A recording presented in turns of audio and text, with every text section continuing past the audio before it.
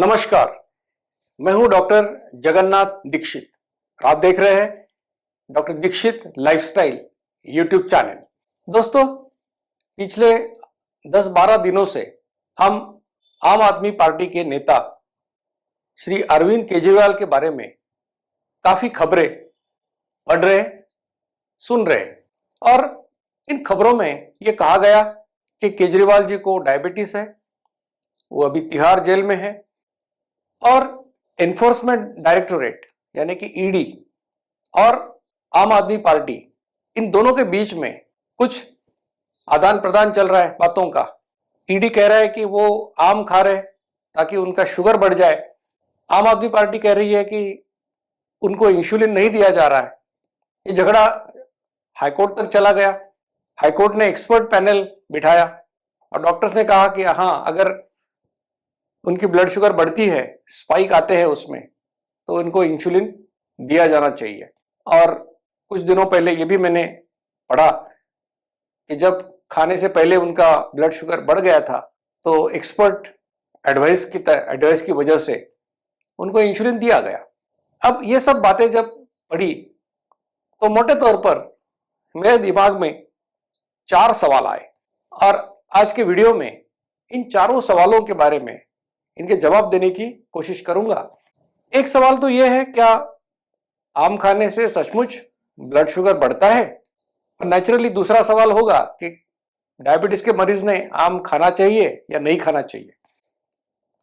और एक सवाल जो दिमाग में आता है वो ये कि अगर ब्लड शुगर बढ़ गई किसी की, अगर डायबिटीज का मरीज है, उसकी ब्लड शुगर बढ़ गई तो उसके असर क्या होंगे, उसके परिणाम क्या होंगे? और क्या इंसुलिन डायबिटीज के मरीज को देना ही पड़ता है? तो इंसुलिन का इसमें रोल क्या है? अब पहले आते हैं आम की तरफ। अब देखिए, ये सीजन ऐसा है कि सभी को लगता है कि आम खाना चाहिए और जो हेल्दी व्यक्ति है उसने आम खाने में कोई हर्ज भी नहीं है। लेकिन आम या कोई भी फल, इनमें 2 प्रकार के शुगर्स होते हैं। एक होता है ग्लूकोज, एक होता है फ्रुक्टोज। अलग अलग मात्रा में होते हैं। तो अगर आप देखोगे कि आम खाने से तुरंत ब्लड शुगर नहीं बढ़ता है, इसका कारण यह है कि उसमें जो फ्रुक्टोज है वो फ्रुक्टोज खून में ज्यादा समय नहीं रहती। जितना भी फ्रुक्टोज है उसका 95% लगभग डायरेक्टली लीवर में चला जाता है। तो इसलिए आम खा के ब्लड शुगर बढ़ाना ये कोई आम बात नहीं है। लेकिन क्या फिर आम खाना चाहिए डायबिटीज के मरीज ने? आपने काफी वीडियोस देखे होंगे जिसने कोई न्यूट्रिशनिस्ट आम दिखा के आपको कहती है कि नहीं, आम खाना अच्छी बात है, या कोई व्यक्ति बोलता हो कि फल खाइए और आपका डायबिटीज रिवर्ट हो जाएगा। तो ये बात आप समझ लो कि फ्रुक्टोज जब खाते हैं या फ्रुक्टोज आपके खून में आती है तो वो खून में रहती नहीं है। और अगर तुरंत अगर फ्रुक्टोज बढ़ भी गई आपके शुगर में या आपके ब्लड में, तो भी जो ग्लूकोमीटर का आप इस्तेमाल करते हो वो ग्लूकोज मेजर करने के लिए है, ना कि फ्रुक्टोज मेजर करने के लिए। इसलिए अगर फ्रुक्टोज है तो वो आपको दिखेगी नहीं, ग्लूकोमीटर से पता भी नहीं चलेगा। लेकिन ये फ्रुक्टोज का नुकसान क्या है? ग्लूकोज तो क्या है कि हमारे सेल्स उसको डायरेक्टली यूज कर सकते हैं, लेकिन फ्रुक्टोज जो है वो हमारे सेल्स उसका इस्तेमाल डायरेक्टली नहीं कर सकते। इसलिए उसको लीवर में भेजना पड़ता है और लीवर के सेल्स जो है उसका कन्वर्शन ट्राइग्लिसराइड में करेंगे और फिर उसका इस्तेमाल बाद में होगा। यानी लीवर को इसमें डबल काम करना पड़ता है, इसलिए इंसुलिन रेजिस्टेंस और बढ़ता है और डायबिटीज का मरीज की हालत जो है और खराब हो जाती है। इसलिए डायबिटीज के मरीज ने आम नहीं खाना चाहिए, ऐसे मैं कहूंगा। इतना ही क्या, कोई भी फल, खास करके मीठे फल जैसे चीकू है या जैकफ्रूट जैसे फल है, अंगूर है, आम है, ये जरूर नहीं खाना चाहिए क्योंकि इसमें फ्रुक्टोज बहुत ज्यादा मात्रा में है। और हेल्दी व्यक्ति ने भी दिन में 1 या 2 फल खाने में कोई हर्ज नहीं है, लेकिन बहुत ज्यादा फल खाना किसी के लिए भी अच्छा नहीं है। यह रहा आम के बारे में। अब दूसरी जो बात है, जो ज्यादा फिक्र करने की बात है, अगर ब्लड शुगर किसकी बढ़ गई, क्योंकि डायबिटीज का मतलब ही क्या है? डायबिटीज उसी अवस्था को हम कहते हैं कि जिसमें ब्लड शुगर लेवल बढ़ जाता है। अब बढ़ने के कारण कि उसके शरीर में इंसुलिन की निर्मित ठीक तरह से नहीं होती। इंसुलिन वो जो हार्मोन है जो ब्लड शुगर को कंट्रोल में रखता है, अगर वो काम नहीं कर रहा है या उसकी लेवल कम हो गई है तो ब्लड शुगर बढ़ती है, जिसको हम डायबिटीज कहते हैं। अब ये ब्लड शुगर किसी की बढ़ गई, जिसको तांत्रिक भाषा में हाइपरग्लाइसीमिया कहते हैं। अगर ये बढ़ गई तो क्या होता है, इसके लक्षण क्या होते हैं? तो लक्षण बहुत प्यास लगना, मुंह सूखना, बार बार पेशाब को जाना, जब देखते हैं तो धुंधलापन आंखों के सामने रहना, वजन कम होना, और ब्लड शुगर बढ़ने से इम्यूनिटी कम हो जाती है, इसलिए बार बार इंफेक्शन होना। ये लक्षण आपको देखने को मिलते हैं, क्योंकि डायबिटीज के काफी मरीजों को इसमें हम देखते हैं कि बहुत लोगों को पता चलता है डायबिटीज का तब जब उनका सडन वेट लॉस हो जाता है। तो बोलता है मेरा 80 किलो वजन था, 4 महीने में 70 किलो पे आ गया हूं, तो वेट लॉस होता है। ये रहा कोई लक्षण कि इसको पता कैसे करें कि ये हाइपरग्लाइसेमिया है। और ब्लड शुगर डायबिटीज में हमको फिक्र इस बात की होती है कि जो बढ़ी हुई ब्लड शुगर है, इससे आपके कौन कौन से ऑर्गन्स के ऊपर कुछ डैमेज हुआ है क्या। तो आमतौर पर जो हमारी खून बहा के लेने वाली नलिकाएं होती है, आर्टरीज, ये जो सूक्ष्म खून बहाने वाली नलिकाएं होती है, उसके ऊपर डायबिटीज का असर होता है। और इसका नतीजा होता है कि आपके नर्व्स, आपकी किडनी यानी मूत्रपिंड, आपकी आंखों में जो एक रेटिना नाम का पर्दा होता है, उन सभी के ऊपर इसका असर हो सकता है। अब असर क्या क्या हो सकता है, जिसको हम कहते हैं रेटिनोपैथी। रेटिनोपैथी का मतलब कुछ लोगों की तो दृष्टि जा सकती है इसकी वजह से। नेफ्रोपैथी का मतलब है किडनी का जो फंक्शन है वो ठीक तरह से नहीं होता, क्योंकि किडनी का काम क्या है कि खून जो आता है उसको फिल्टर करना और पेशाब बाहर निकालना। जो शरीर को आवश्यक चीजें है वो खून में रखना, और जो अनावश्यक है, टॉक्सिक है, उसको बाहर फेंकना। ये काम किडनी ठीक तरह से नहीं कर सकती, और अगर इसका इलाज नहीं हुआ सही वक्त पर तो हो सकता है कि डायलिसिस की भी नौबत आ सकती है। कुछ व्यक्तियों की किडनी फेल होकर किडनी ट्रांसप्लांट करने की भी नौबत आ सकती है। जो मज्जा तंतु या नर्व्स है उसके ऊपर भी डैमेज होता है, इसलिए हाथ पैरों में जलन ये भी होता है।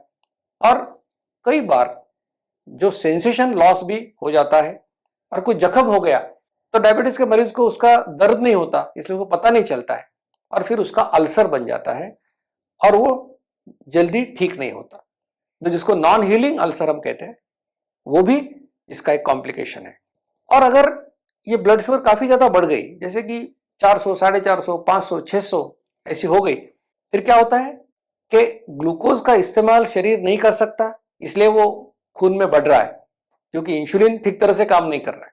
तो क्या होता है, शरीर ऊर्जा के लिए जो फैट है, चर्बी है, उसको जलाना चालू करता है, और उसको जलाने से क्या होता है, कीटोन्स पैदा हो जाते हैं। और कीटोन्स की जो नॉर्मल लेवल होती है, कीटोन्स वैसे भी फैट का इस्तेमाल ऊर्जा के लिए होता ही है, लेकिन उससे जो कीटोन्स बनते हैं उनकी लेवल 0.6 मिलीमोल पर लीटर खून में वो नॉर्मल है, लेकिन वो बढ़ जाएगी तो इसको हम कहते हैं डायबिटिक कीटो एसिडोसिस। ये गंभीर समस्या है, और इसका तुरंत इलाज अगर नहीं हुआ तो व्यक्ति कोमा में जा सकता है और मर भी सकता है। ब्लड शुगर बढ़ना और इतनी ज्यादा बढ़ना काफी डेंजरस हो सकता है, और उसका इलाज करना जरूरी है। अब चौथे सवाल की तरफ आते हैं कि इंसुलिन क्यों देते हैं। देखिए, ब्लड शुगर और इंसुलिन, जब भी ब्लड शुगर बढ़ता है तो उसको कम करने के लिए इंसुलिन पैदा हो जाता है। कहां पैदा होता है, पैंक्रियास नाम की ग्रंथि है, उसमें बीटा सेल्स होते हैं, उसमें से बनता है। अब हेल्दी व्यक्ति में क्या होता है कि उसका जो ब्लड शुगर है, जिसका हम 3 महीने का एवरेज जिसको बोलते हैं HbA1c, वो 5.6 तक नॉर्मल कहते हैं। तो वो रखने के लिए इंसुलिन उसके शरीर में बनता है, और उसकी लेवल भी इंसुलिन की 10 के नीचे रहती है। उसको बोलते हैं फास्टिंग इंसुलिन की लेवल 10 के नीचे रहती है, उसको हम बोलते हैं कि सामान्य व्यक्ति है, इसको कोई बीमारी नहीं, डायबिटीज नहीं है। धीरे धीरे क्या हो जाता है कि ब्लड शुगर तो ठीक रहता है, मतलब HbA1c जो है 3 महीने का औसत वो 5.6 तक ही रहेगा, लेकिन ये रखने के लिए इंसुलिन की लेवल बढ़ती है, और वो 15-20 हो सकती है। इसको हम कहते हैं प्री डायबिटीज, और इसको हम ये भी कहते हैं कि इंसुलिन रेजिस्टेंस अभी व्यक्ति को आ रहा है। उसके बाद में यह होता है कि इंसुलिन लेवल बढ़ा है, लेकिन फिर भी वो शुगर को कंट्रोल नहीं कर सकता, इसलिए HbA1c 6.5 के ऊपर चला जाता है, और इंसुलिन ऐसे 20, 22, 25 कुछ होता है, इसको हम कहते हैं डायबिटीज होना। इसके बाद में जब डायबिटीज 20, 25, 15 साल जब पुराना हो जाता है तो ये बीटा सेल इंसुलिन पैदा करके, क्योंकि रेजिस्टेंस है तो ज्यादा इंसुलिन लगता है, तो पैदा करके परेशान हो जाते हैं, थक जाते हैं और इंसुलिन निर्मित लगभग बंद कर देते हैं। तब अवस्था आती है कि HbA1c 10, 12 ऐसे कुछ हो जाता है और इंसुलिन 0 के नजदीक आ जाता है। यह हुई कॉम्प्लिकेशंस की अवस्था। अब इंसुलिन क्या सभी मरीज को देना पड़ता है? ऐसी कोई जरूरत नहीं है, क्योंकि इंसुलिन के भी साइड इफेक्ट, इंसुलिन की वजह से वजन बढ़ता है और आमतौर पर जो भी लोगों को डायबिटीज होता है वो बहुत सारे 80% से ज्यादा लोग मोटे होते हैं ऑलरेडी, और उनमें इंसुलिन निर्माण ना होना ये प्रॉब्लम नहीं है। उनमें ज्यादा इंसुलिन निर्माण होता है लेकिन वो काम नहीं करता, ये प्रॉब्लम है। इसलिए शुरुआत की अवस्था में कभी भी कोई डायबिटीज के पेशेंट को जिसका वजन ज्यादा है उसको इंसुलिन कोई नहीं देता है।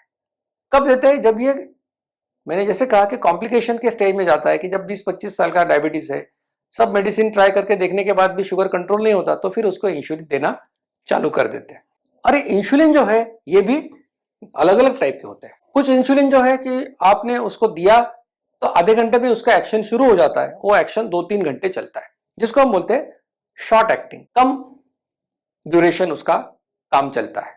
कोई होते हैं इंटरमीडिएट एक्शन, जो इनका एक्शन शुरू होता है 2 से 4 घंटे में और वो रहता है 4 से 12 घंटे तक। तीसरा टाइप होता है लॉन्ग एक्टिंग, जो 24 घंटे काम करता है और शुरुआत होती है उसके 2 घंटे के बाद और 24 घंटे काम करता है। तो वो पेशेंट का ब्लड शुगर कैसे है, वो फास्टिंग मतलब खाली पेट या खाना खाने के बाद उसमें कितना वेरिएशन है, उस हिसाब से डॉक्टर इन इंसुलिन के डोसेस को एडजस्ट करते हैं। कुछ इंसुलिन कॉम्बिनेशन इंसुलिन भी होता है कि जिसमें थोड़ा शॉर्ट एक्टिंग भी है, थोड़ा इंटरमीडिएट एक्टिंग भी है, तो अलग अलग टाइप के इंसुलिन होते हैं। तो ये सभी को देना जरूरी नहीं है, लेकिन पेशेंट की जरूरत के हिसाब से उसको दे सकते हैं। और इंसुलिन का फायदा ये है कि इसका एक्शन लगभग तुरंत शुरू हो जाता है और जब आप इंसुलिन देना बंद कर देंगे तो तुरंत एक्शन उसका खत्म भी हो जाता है। यानी कि जैसे मैंने कहा कि अगर शॉर्ट एक्टिंग है तो 2-3 घंटे में उसका एक्शन खत्म हो जाएगा। मेडिसिन का वैसा नहीं है कि मेडिसिन अगर आपने कोई ग्लिबिप्रेट जैसी दवा दी तो उसका 12-14 घंटे एक्शन चलेगा। तो ये दोनों में ये फर्क है। तो इसलिए इंसुलिन ऐसे मरीज को देते हैं, जैसे मैंने कहा कि जिसको मेडिसिन का असर नहीं हो रहा है, जिसका वजन कम है या जिसको टाइप 1 डायबिटीज है।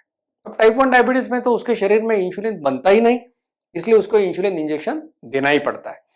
तो इस प्रकार से आप समझ गए होंगे कि हर व्यक्ति को इंसुलिन की आवश्यकता नहीं होती है। अब इस सब खबर से मुझे जो बातें समझ में आती है, ये कोई पॉलिटिकल न्यूज चैनल नहीं है, लेकिन पॉलिटिकल नेता हो, स्पोर्ट्समैन हो, सभी आखिर इंसान है और सभी को बीमारियां होती है। और इन बीमारी को किस तरह से हम टैकल करेंगे, तो टाइप 2 डायबिटीज जैसी बीमारी जो एक लाइफस्टाइल डिसऑर्डर है, इसके लिए दवा, इंसुलिन, ये सब सॉल्यूशंस ढूंढने से पहले मुझे लगता है कि सभी ने लाइफस्टाइल फॉलो करना चाहिए। और जिस लाइफस्टाइल के बारे में मैं बताता हूं, जिसको हम दीक्षित लाइफस्टाइल कहते हैं, बहुत आसान है और व्यक्ति कहां भी कर सकता है। जैसे कोई अपने घर में कहीं बाहर जा नहीं सकता, वहां कर सकता है। कोई बिजनेसमैन है वो कर सकता है, इसके टूरिंग जॉब है वो भी कर सकता है, कोई स्पोर्ट्समैन है वो भी कर सकता है।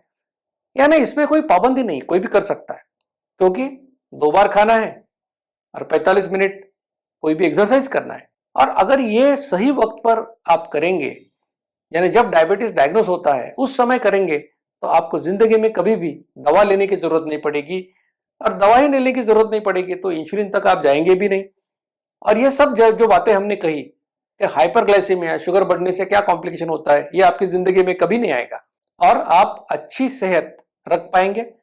और खास करके कोई भी पॉलिटिकल पार्टी के लोग जो देश के लिए कुछ करना चाहते हैं, सभी से मेरा निवेदन है कि अगर आप डायबिटिक हो, टाइप 2 डायबिटिक हो, तो जरूर ये दीक्षित लाइफस्टाइल को आप जरूर फॉलो कीजिए।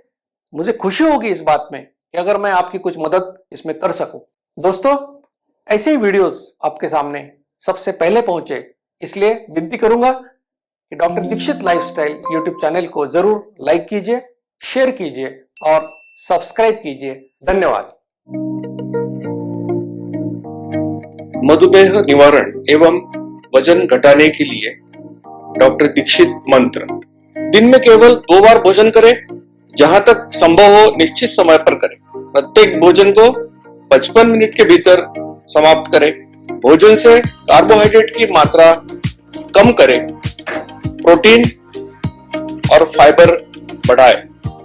कम से कम 45 मिनट के लिए दैनिक एरोबिक व्यायाम सुनिश्चित करें। दो भोजन के बीच में बिना अतिरिक्त स्वाद वाली काली या हरी चाय, पतली छाछ और पानी जितना आपको चाहिए। मधुमेह निवारण और वजन घटाने के लिए आपको अडोर समूह की तरफ से शुभकामनाएं।